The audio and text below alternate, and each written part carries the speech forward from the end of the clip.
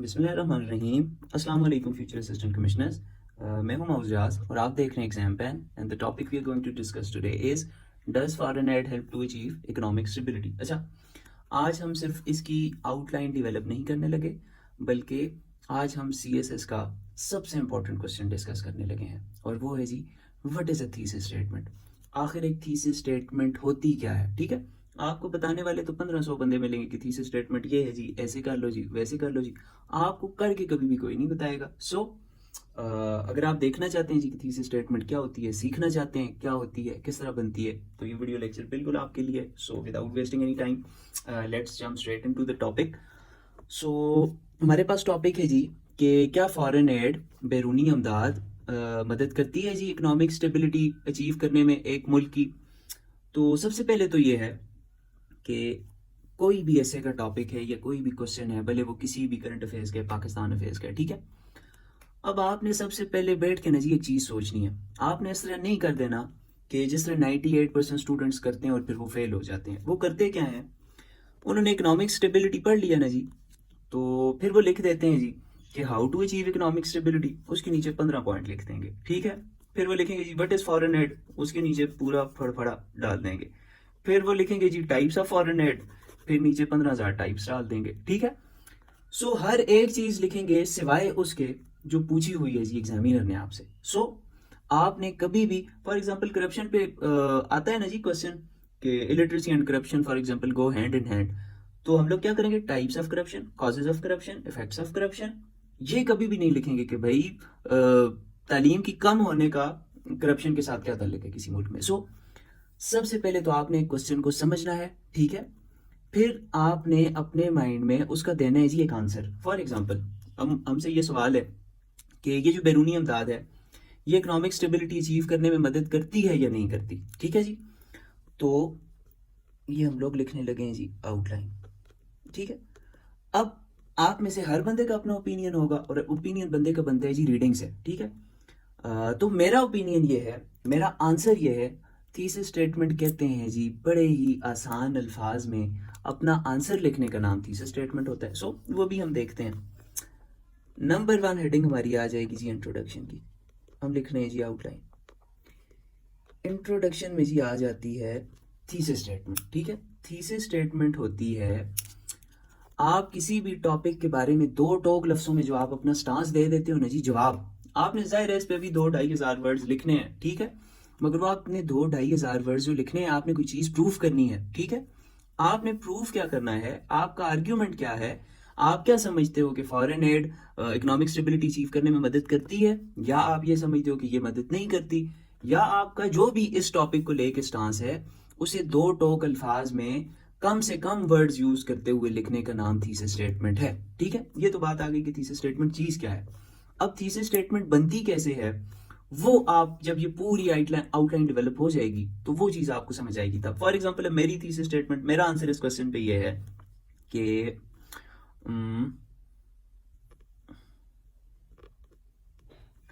While foreign add, बड़े तहम्मुल से, बड़े आराम सुकून से समझे, बहुत ज़बरदस्त पॉइंट्स मैं आपके साथ अभी शेयर करने लगा हूँ। While foreign aid can play a momentary positive role. अब ये जो एक एक लफ्ज़ है ना जी, जो मैं अपनी थीसिस स्टेटमेंट में लिख रहा हूँ, ये मैं आगे आपको एक्सप्लेन करूँगा। इस एक एक लफ्ज़ के पीछे पूरी पूरी कोई कहानी है, पूरी पूरी कोई वजह है कि जब मैं ये एक एक वर्ड यूज़ कर रहा हूँ। क्यों, आपने दरिया को कूजे में बंद करना है तो आपने एक एक लफ्ज़ बड़ा सोच समझ के यूज़ करना है, ठीक है ना जी। Role in certain aspects of economic stability। अभी जब मैं इसके साथ आपके साथ इसकी डिटेल शेयर करूंगा, आप लोग हैरान हो जाएंगे, ठीक है। Its overall impact falls short, पढ़ते जाओ आप लोग भी साथ साथ इसको, इन अचीविंग सस्टेन्ड स्टेबिलिटी, ठीक है। अब ये है जी मेरा थीसिस स्टेटमेंट, ठीक है। ये मैंने दे दिया है जी अपना आंसर एग्जामिनर को, ठीक है। एक सेंटेंस के अंदर मैंने दरिया को कूजे में बंद करके मैंने एग्जामिनर को बता दिया कि अब जो 2500 वर्ड आगे आने वाला है या 2000 आने वाला है या 1800 आने वाला है, वो वर्ड्स मैंने तुम्हें ये बंद करके दे दिए, ठीक है। ये मेरा बुनियादी आर्ग्यूमेंट है, ठीक है। अब ये बुनियादी आर्ग्यूमेंट क्या है, ये मैंने क्या सोच के बनाया है और ये आपने किस तरह बनाना है, ठीक है। आपने इस तरह नहीं कह देना कि नहीं जी फॉरेन एड नहीं हेल्प करती इकोनॉमिक स्टेबिलिटी अचीव करने में, ठीक है। आपने खुद को सोचना है कि भाई मैं कोई फॉरेन डिप्लोमेट हूँ, ठीक है। मैं फॉरेन रिलेशंस का ऑफिसर लगा हुआ हूँ, ठीक है। मैं किसी बाहर एम्बेसी में बैठा हुआ हूँ, ठीक है। मैं अमेरिका से बातें कर रहा हूँ लगा हुआ। आप अमेरिका को नहीं कह सकते हो जी फॉरेन एड तो स्टेबिलिटी अचीव करने में मदद ही नहीं देनी, नहीं नहीं नहीं नहीं नहीं। आपको हमेशा एक ही चीज को गलत साबित करना भी आना चाहिए और ठीक साबित करना भी आना चाहिए। सो इस चीज पे भी हम आते हैं जी। उससे पहले कुछ और चीजें हैं, जब तक आप वो नहीं देखेंगे तो आपको ये चीज समझ नहीं आएगी, ठीक है। अच्छा, ये चीज मैंने उस दिन भी डिस्कस की थी कि आउटलाइन ऐसे का स्ट्रक्चर क्या है। ऐसे का स्ट्रक्चर है इंट्रोडक्शन, बॉडी और कंक्लूजन, ठीक है। बॉडी में क्या आ जाता है, बॉडी में आ जाती है जी नेक और मेन बॉडी जिधर आर्ग्यूमेंटेशन होती है हमारी और सजेशन वाला पार्ट। फिर उसके बाद आ जाता है जी कंक्लूजन। सो नेक पार्ट क्या होता है, नेक पार्ट फॉर एग्जांपल हम इस तरह लिखते हैं ना जी कि अब फॉर एग्जांपल ये टॉपिक है ना, हम लिख देंगे unboxing the term foreign aid, ठीक है। अगर करप्शन पे टॉपिक होता तो हम लोग लिखते थे टाइप्स ऑफ करप्शन, अगर कश्मीर पे टॉपिक होता तो हम लोग लिखते थे बैकग्राउंड ऑफ कश्मीर इशू, ठीक है। सो नेक पार्ट में आपने टॉपिक से रिलेटेड कोई ना कोई ऐसी बात लिखनी है जो एग्जामिनर, जो पढ़ने वाले के लिए जरूरी हो। अब यहाँ पे पढ़ने वाले को सबसे पहले मैंने ये बताना है कि फॉरेन एड चीज क्या है भाई।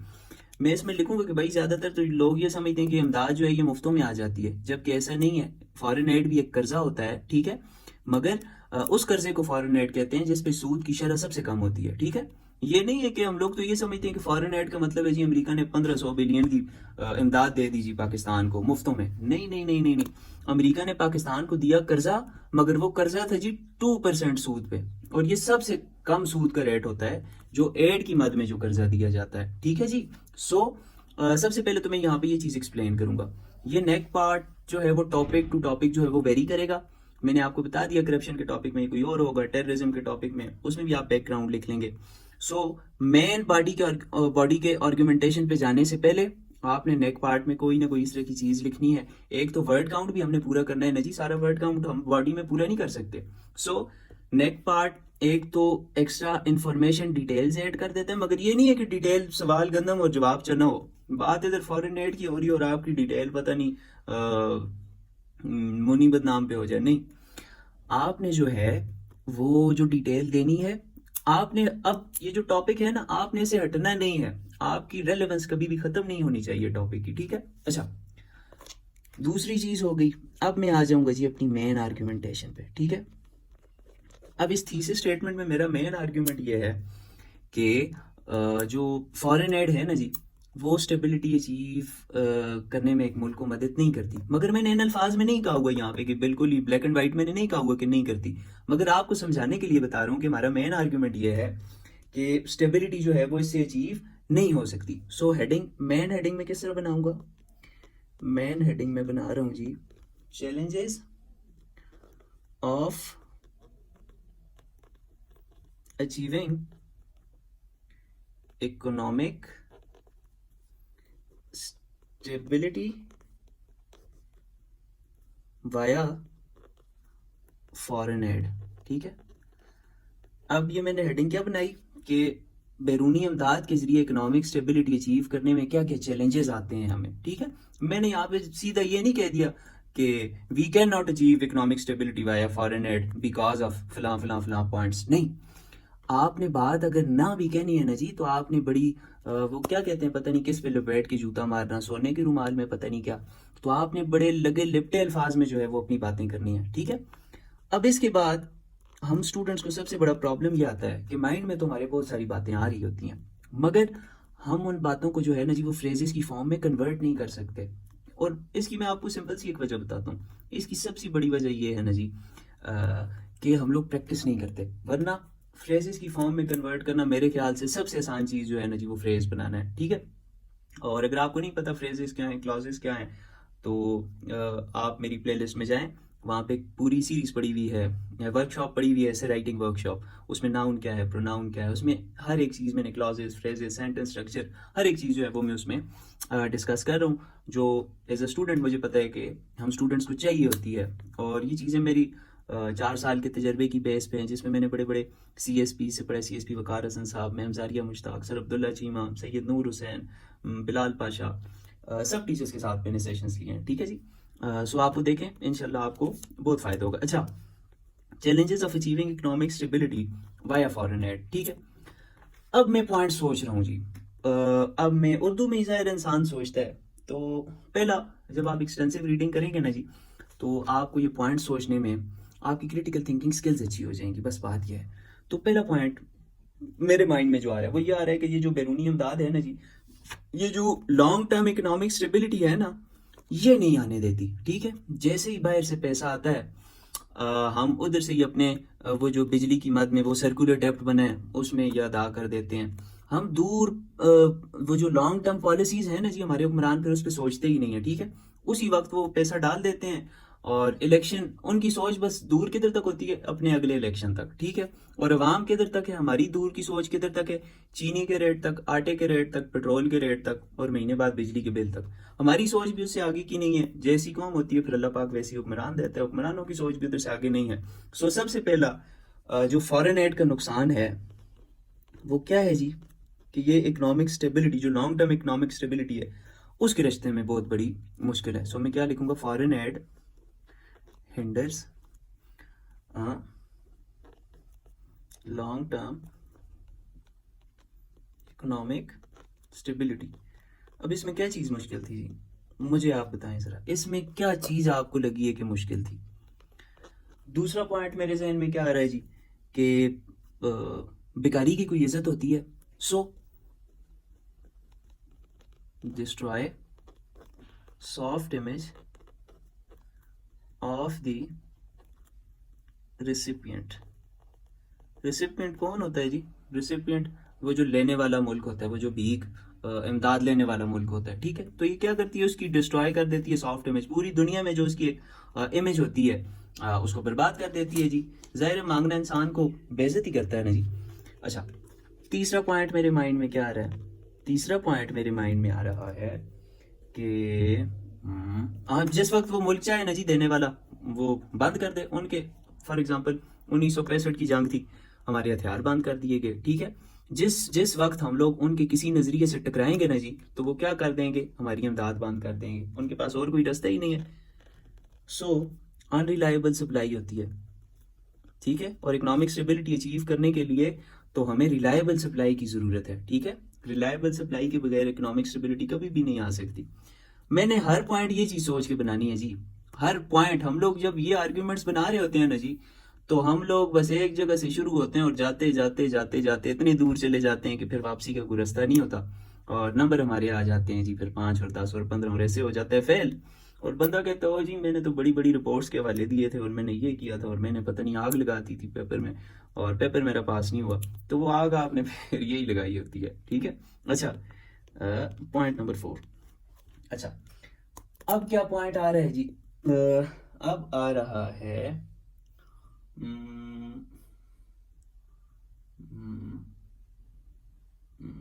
हाँ, ज्यादातर क्या होती है जी, मोस्टली ये जो होती है, अब फॉर एग्जांपल अफगानिस्तान के साथ जंग लगी हुई थी नेटो की, बहुत सारी इमदाद आई पाकिस्तान में, मगर उसमें सबसे ज्यादा 90% 80% क्या चीज थी, मोस्टली थी military add, mostly military add. और मिलिट्री एड होने से नुकसान क्या होता है, विच हैज नो कंट्रीब्यूशन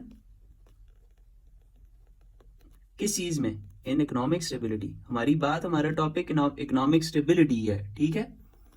हर वक्त हमारा हर एक पैराग्राफ यही चीज बताएगा कि भाई इकोनॉमिक स्टेबिलिटी जो है वो फॉरेन एड से नहीं अचीव हो सकती। और ये बात क्यों बताएगा हमारा हर पैराग्राफ, क्योंकि हमने थीसिस स्टेटमेंट ये दिया हुआ है। अगर मैंने थीसिस स्टेटमेंट ये दिया होता ना कि हाँ जी हो सकती है, फिर हमारा हर पैराग्राफ क्या बता रहा होता, फिर हमारा हर पैराग्राफ, हर फ्रेज, हर पॉइंट क्या बता रहा होता कि भाई किस तरह फॉरेन एड जो है वो इकोनॉमिक स्टेबिलिटी अचीव करने में मदद करती है। 5वां पॉइंट देख लेते हैं जी। 5वां पॉइंट मेरे जहन में आ रहा है कि हाँ, बड़ा जबरदस्त point, can not reach the poor, Amdad गरीब तक नहीं पहुंच सकती। ये जो जल्जले हुए, टेंट आए, खुराकें आई, पैसे आए, किधर किधर गए? गरीब तक तो कोई चीज नहीं पहुंची। क्यों नहीं पहुंची? Due to why?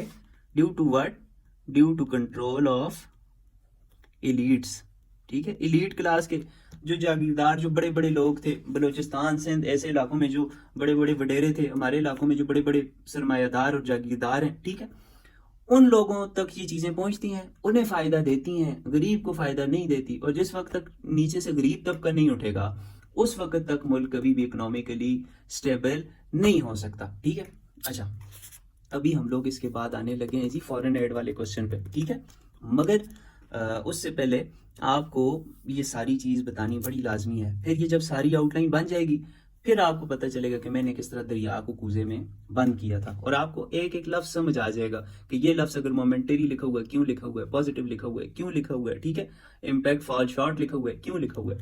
अच्छा, 1 2 3 4 5 पॉइंट्स हो गए। अब हम आते हैं जी, देखें जी, नजर आ रहा है? अब नजर आएगा। अब सेट हो गया है, हाँ ठीक है, इधर कर लेते हैं। अच्छा, अब 6वां पॉइंट जो मेरे जहन में आ रहा है वो है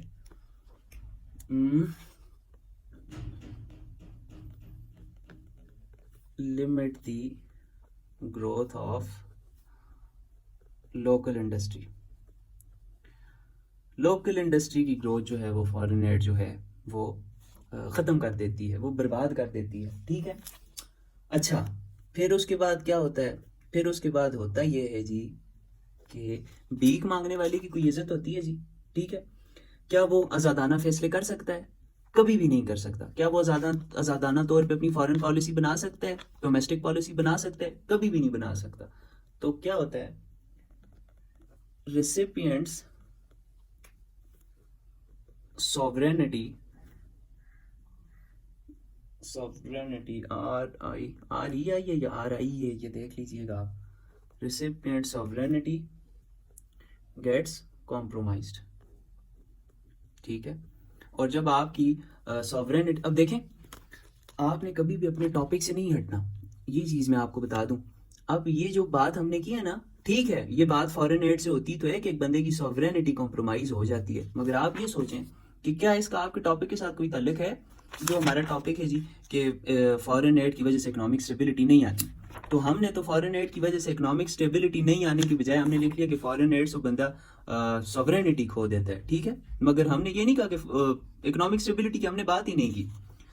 तो ये गलत हो गया क्या?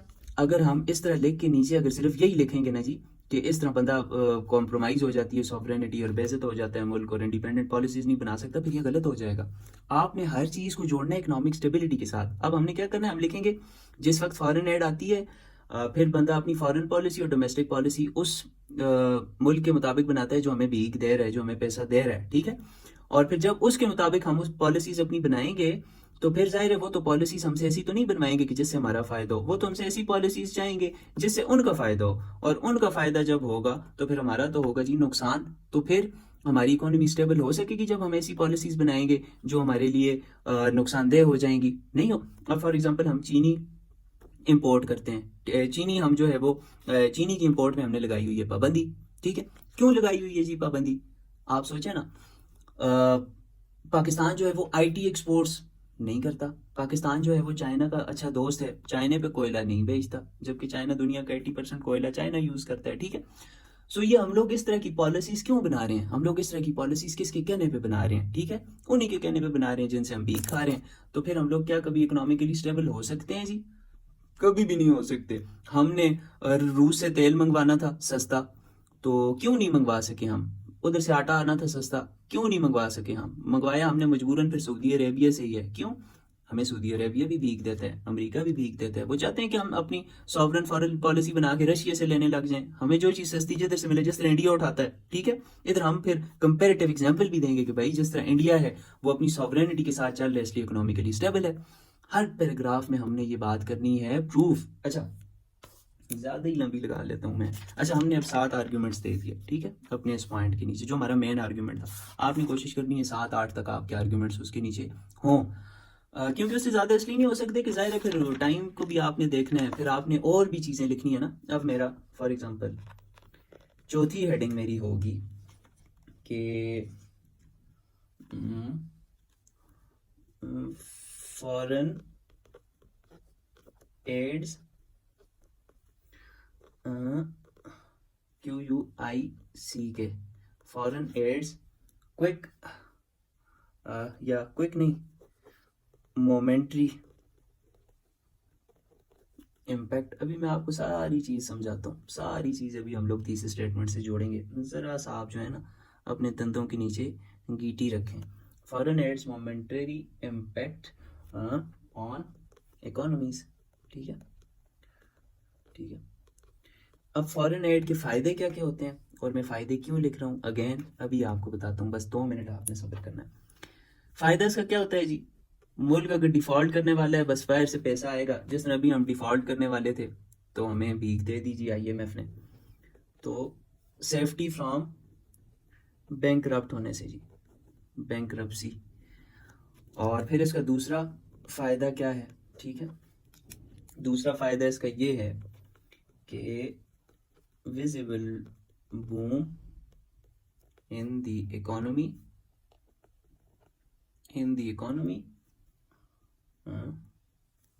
Visible boom in the economy, ठीक है जी।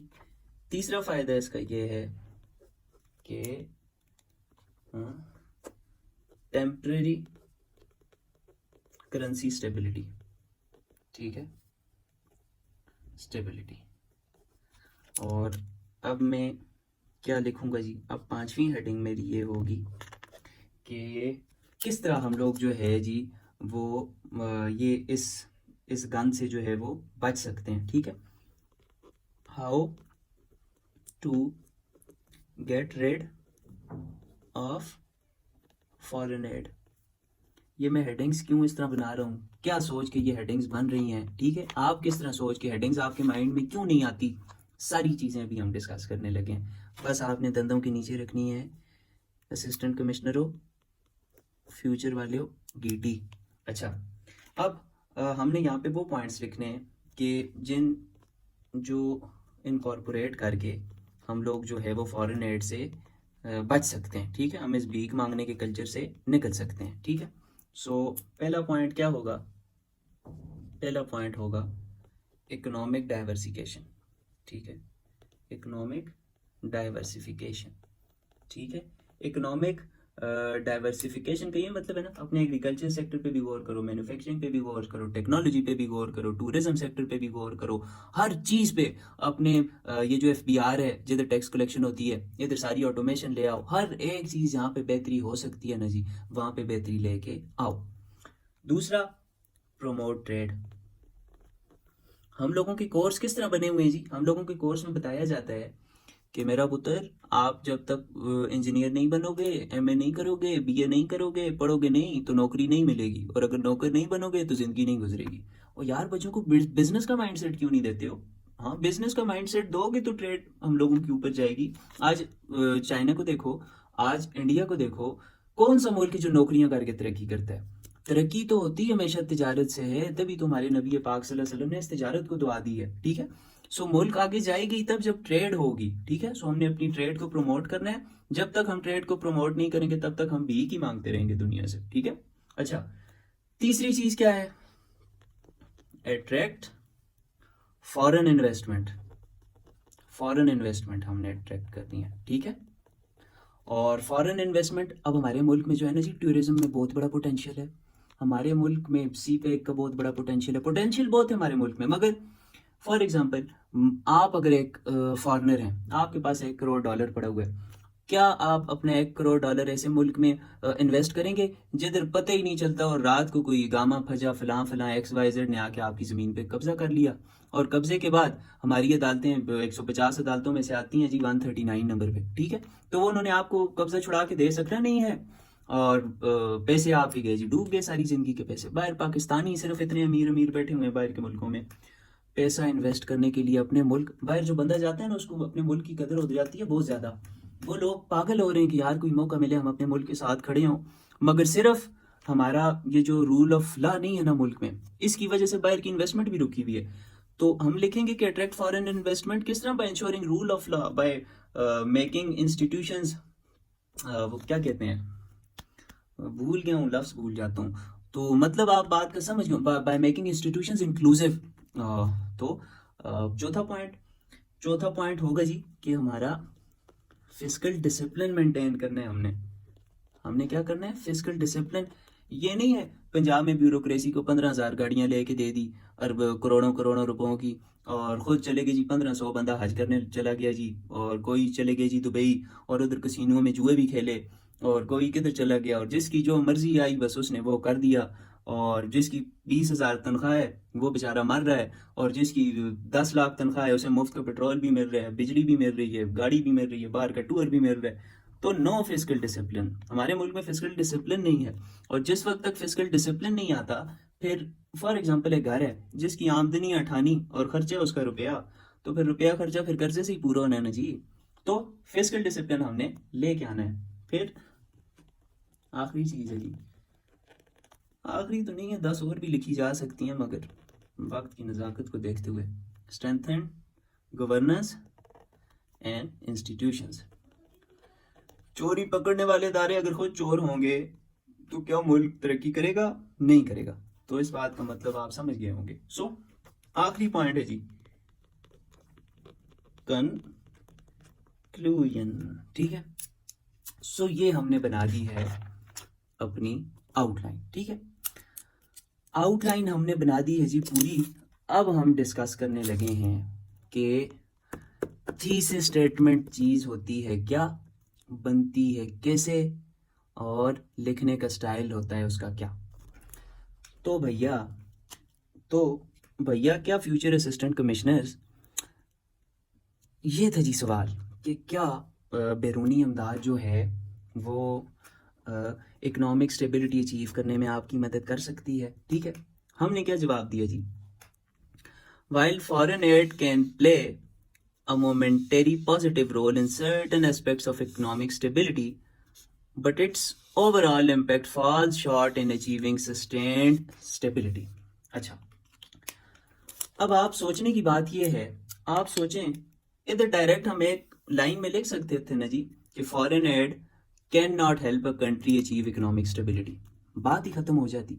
हमने इतनी गोल मोल करके ये बात क्यों लिखी है? अभी हम जरा तर्जुमा करके देखते हैं हमने लिखा क्या है। हमने लिखा है अगरचे बैरूनी इमदाद जो है वो कुछ टेम्पररी को क्या कहते हैं जी, वो कुछ मसनूई फायदे तो दे सकती है इकोनॉमी को, मगर इसका ओवरऑल इम्पैक्ट जो है वो इकोनॉमी के ऊपर अच्छा नहीं पड़ता। Its overall impact falls short in achieving sustained stability. अच्छा, अब मैंने क्या कहा, ये मोमेंटरी, ये कोई आर्जी फायदे तो दे सकती है इकोनॉमी को, मगर इसका पूरा ओवरऑल इम्पैक्ट अच्छा इकोनॉमी पे नहीं होता।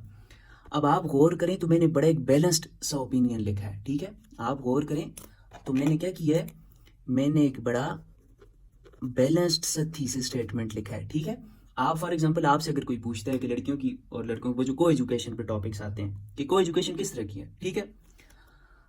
अब आपने कभी भी ब्लैक एंड व्हाइट नहीं कह देना जी कि ओ जी को एजुकेशन तो बड़ी बेहयाई है और ये इस तरह है और ये नहीं होनी चाहिए, नहीं।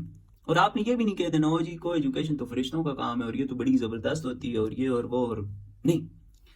आपने हमेशा CSS में अपनी ओपिनियन को रखना है बड़ा बैलेंस्ड। आपने सोचना है एक डिप्लोमेट के तौर पे, समझे ना। आप फॉर एग्जांपल आप एक दिन इंडिया के साथ बैठे हुए, आपने कश्मीर इशू पे उन्हें करना है बेइज्जत, एक दिन बैठे हुए पीछे से हमारे पॉलिटिशियंस ने हाथ मिला लिए, अब आपने उसी इंडिया के साथ उसी टॉपिक पे बैठ के कहना इंडिया बड़े अच्छी पॉलिसीज चला रहा है कश्मीर में। आपने एक ही चीज़ को कभी अच्छा कहना होता है, कभी बुरा कहना होता है। आपके अंदर ये सलाहियत हो कि चीज़ों को आप मुख्तलिफ एंगल से देखें, आपके आर्ग्यूमेंट्स इतने डाइवर्स हों कि आपको कहा जाए कि ये साबित करो ये बिल्ली सफ़ेद है तो आप साबित कर दें सफ़ेद है, और कहा जाए ये साबित करो कि ये बिल्ली काली है तो आप ये भी साबित कर सकें कि ये बिल्ली काली है। सो ओपिनियन कभी भी ब्लैक एंड वाइट ना दिया जाए, ओपिनियन हमेशा दिया जाए बैलेंस्ड। अच्छा, अब इसमें दूसरी चीज़ आप देखें, मैंने अब पॉजिटिव का भी जिक्र कर दिया और नेगेटिव का भी जिक्र कर दिया, ठीक है, नेगेटिव का भी जिक्र कर दिया, फॉल शॉर्ट, ठीक है। अब अगर मैंने कह दिया कि 50% जो है वो पॉजिटिव चीज़ें हैं, 50% नेगेटिव चीज़ें हैं, फिर तो बात ख़त्म हो गई, फिर तो मेरा कोई स्टांस ही ना हुआ, ठीक है। स्टांस तो मैंने ये लेना था कि भाई ये जो है स्टांस हमने ये लिया है कि फॉरेन एड जो है इकोनॉमिक स्टेबिलिटी अचीव करने में मदद नहीं करती, ठीक है। मगर अब अभी आपको नजर आ रहा होगा मैंने इधर पॉजिटिव भी लिखा हुआ है, नेगेटिव भी लिखा हुआ है, तो फिर आप गौर करेंगे मैंने पॉजिटिव के पीछे लिखा हुआ है मोमेंटेरी। मैंने क्या लिखा हुआ है? While foreign aid can play a momentary positive role, एक मसनूई पॉजिटिव रोल अदा कर सकते हैं। और वो मसनूई पॉजिटिव रोल क्या था? मसनूई तौर पे आपको बैंकक्रप्ट होने से बचा सकती है, विजिबल बूम इन इकोनॉमी। अचानक जब $3 बिलियन आएगा तो इकोनॉमी जरा से उठ जाएगी, फॉरेन वो जो हमारा इंडेक्स होता है वो उठ जाएगा, और मसनूई तौर पे रुपया 2-4 रुपये नीचे आ जाएगा डॉलर के मुकाबले में। ये सारे होंगे जी मसनूई फायदे, ठीक है। एक तो मैंने उन्हें फायदों को लॉलीपॉप भी दे दिया कि हाँ जी वो बिल्कुल ही बुरी चीज़ नहीं है। दूसरा मैंने अपना आर्ग्यूमेंट भी साथ आगे पहुंचा दिया कि वो फायदे तो होंगे मगर वो होंगे मसनूई। अगर मैं इधर से सिर्फ मोमेंटरी हटा दूं ना, मैं लिखूं while foreign aid can play positive role in certain aspects of economic stability, its overall impact falls short in achieving sustained stability, तो फिर मेरे आर्ग्यूमेंट में वो जोर नहीं रहेगा। मगर फिर भी ये सेंटेंस स्ट्रक्चर ऐसा है कि इसमें सारा जोर होता है बाद वाली लाइन पे, ठीक है, इसमें सारा रोल होता है। सेंटेंस स्ट्रक्चर का ये मतलब है, मैंने यहाँ पे कहा हुआ है अगरचे बैरूनी अमदाद जो है वो पॉजिटिव रोल अदा करती है मगर इसका ओवरऑल इम्पैक्ट जो है वो नेगेटिव। ये जो अगरचे वाला सेंटेंस स्ट्रक्चर है ना जी, ऑल दो वाला, इसमें हमेशा जोर होता है उस बात में जो कॉमा के बाद जो आगे दूसरी क्लॉज जुड़ती है ना, सारा जोर होता है उधर।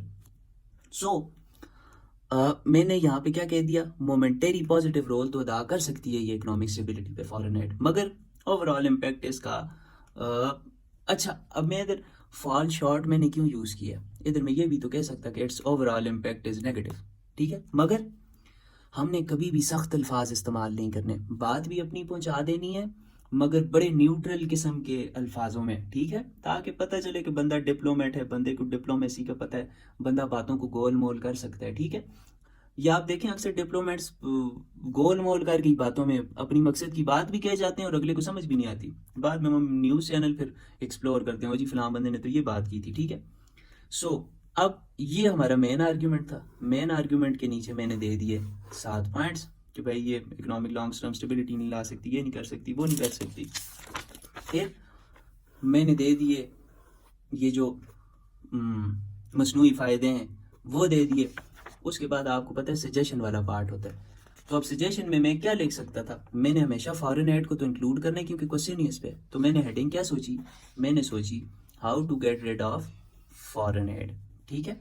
आप मेरी सारी अगर हेडिंग पढ़ें या कोई भी पॉइंट पढ़ें, आपको हर एक पॉइंट पे लग रहा होगा कि मैं इसी टॉपिक के बारे में बात कर रहा हूँ, और इसी चीज़ का नाम होता है जी कोहेरेंस और यूनिटी और क्लैरिटी और रेलेवेंस। और ये जो सारी चीज़ें आप सुनते हो ना, वो कोई आसमानी चीज़ें नहीं है, इसी चीज़ का नाम है कि बस एक टॉपिक के ऊपर रह के एक अपना एक बैलेंस्ड ओपिनियन देना और अपनी ग्रामर जो है उस पर ज़रा गौर करना, वो गलत ना हो, बुनियादी ग्रामर ठीक हो, आपका नॉलेज रीडिंग करके ज़रा आपको एक मुख्तलिफ एंगल से एक चीज़ को देखना आता हो, और विद इन 3 आवर्स 3 घंटों में आप 2-2.5 हज़ार वर्ड्स लिखने के काबिल हों, तो बस फिर आप फ्यूचर असिस्टेंट कमिश्नर बन जाएंगे।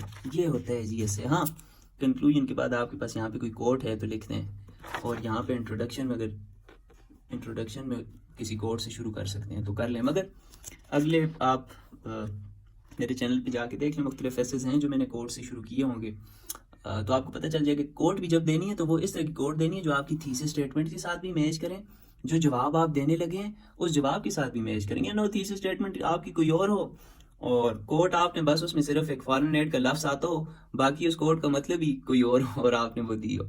सो बस ज़रा सा दिमाग लगाना है, थोड़ी सी प्रैक्टिस करनी है, गाइडेंस बंदे के पास ठीक हो, कोई रॉकेट साइंस नहीं है, यही वो बातें हैं जो बताता है कोई नहीं है। और पता नहीं लाख का मेरे से कोर्स ले लो और ये कर लो और वो कर लो, और अकेडमीज़ के तो मैं हक में हूँ ही नहीं। तो ये वो बातें हैं जी जो आपको घर बैठे अब मिल रही हैं, नेट का दौर है, सारी चीज़ें आपके फिंगर टिप्स में हैं, अभी भी नहीं पढ़ते हो तो फिर वो बात वही है कि गरीबो, फिर घर में बैठ के वीडियो ही देखो टूर्स की, फिर घूम नहीं सकोगे सारी ज़िंदगी। सो थैंक यू जी, अल्लाह हाफिज़।